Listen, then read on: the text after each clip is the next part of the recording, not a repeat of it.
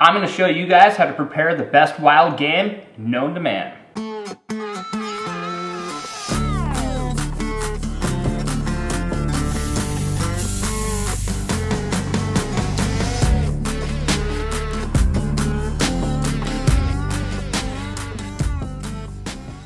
Have you ever heard the phrase, "I don't like game meat," or "that tastes too gamey"? It's two of the most obnoxious phrases to ever hear, and usually it's coming from your in-laws, right? Am I right?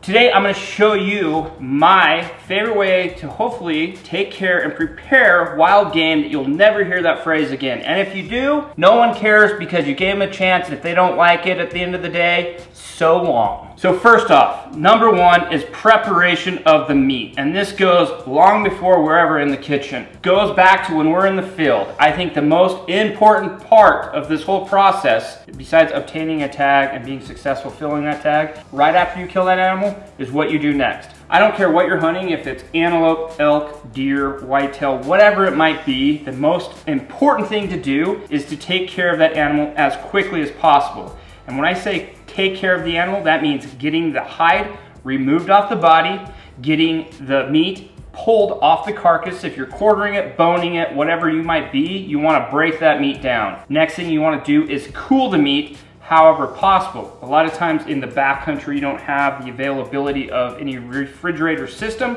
What we like to do is put it in game bags and actually hang it from a tree in the shade. What will happen is, if it's cool enough, that meat will form an actual crust around the meat, helping take care of it and preserve the inside. But whenever you reach the availability of refrigeration, like a giant cooler, a YETI cooler in your truck that you've preloaded with ice before you go into the backcountry, I would highly recommend it, because as soon as you can get this stuff on ice, the better it is. Now that you have taken care of the meat the most effective way possible in the backwoods, the next step is the butchering of it. Now, mostly I try to butcher a lot of our game. Sometimes it doesn't happen just because of time restraints and because I don't have a refrigeration system here at my house, so I have to take it to a local butcher. What I would highly recommend, especially with some of those better cuts, like the back strap, or some of those steaks off the front or back shoulders, is I like to cut my steaks thick. I like to have a big, thick chunk of meat, and a lot of times, I'll try to keep that back strap in 1 to 2 pieces depending on the animal that I have harvested. The reason being is because when you go to cook it, that is the very best cut you can possibly have in order to get the very best product after you cook it.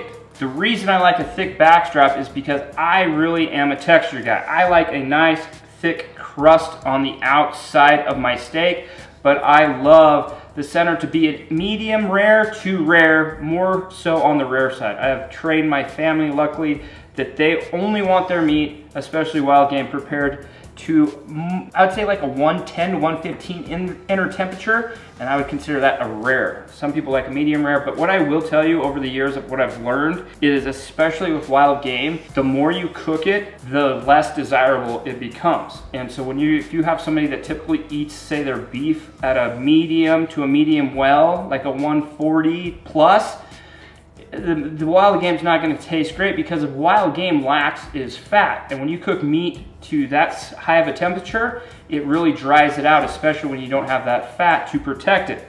So wild game needs, if you can, with the exception of bear and say like a mountain lion or a wild pig, you want to cook those past 160 degrees.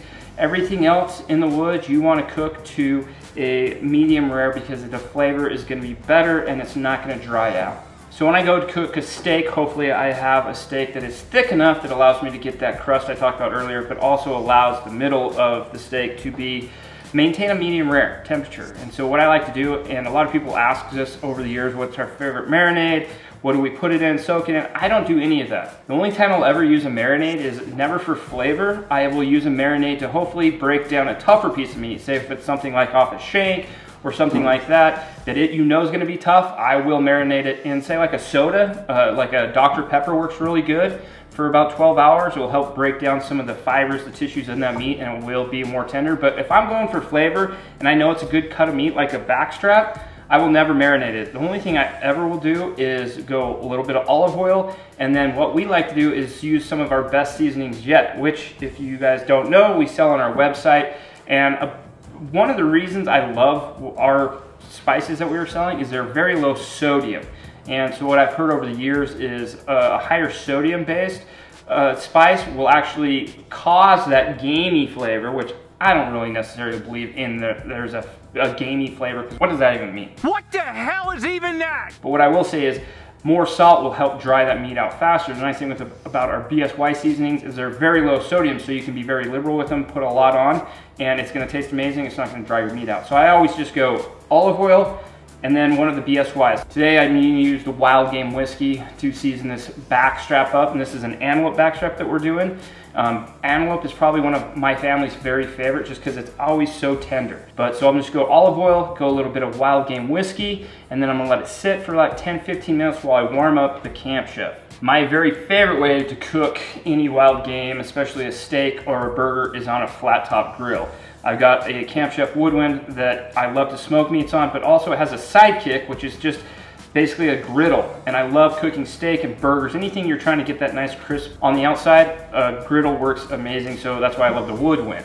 So one of the secrets when you're trying to get that nice crust on the outside of a steak and maintain that rare to medium rare on the inside is you gotta have it pretty hot. So I like to turn the sidekick up to high and let it sit there and go for a few minutes. You don't want to get it too hot where it burns the oil. You just want to get it hot enough that it heats the oil up, that when you put that steak on it, you know it, and the steak knows it too. So when I cook this steak, man, I'm pretty quick about it. I usually only go 2 minutes each side, if that, depending on the cut of steak and how thick it is. But also, it's not just the two sides. I really like to encrust the entire steak. So a steak is going to have 6 sides, right? Each side, the sides, and then the ends. And so I really want to try to put a crust on all that, because what you're trying to do is seal in all those flavors and all that moisture from the inside of the steak. Once you get your steak to where you a desired temp, hopefully it's a rare, medium rare, I just like to bring it inside and I let it rest. And I'm not 100% sold on what resting does. I do think it does absorb some of the moisture that's kind of pushed out, and it kind of seals it in, gives it a little bit better flavor, but scientifically, I can't tell you if that's for sure. You guys, if you know, let me know in the comments below. I know it does make a steak better if you let it rest. What I like to do is just warm up a little butter, brush some butter on the steak, and then I'll let it rest from 10 to 15 minutes.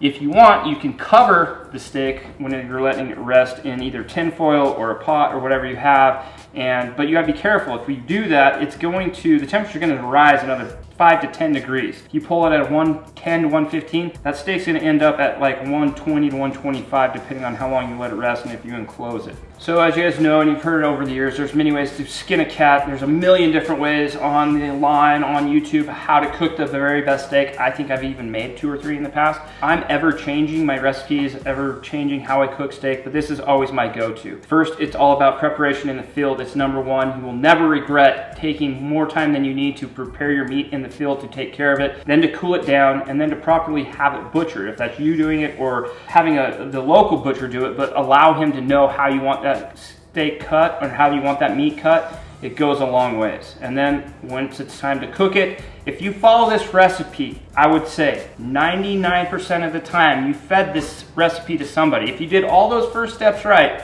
and then follow this recipe on how to cook a steak for somebody, 99% of the time they're gonna love it and enjoy it.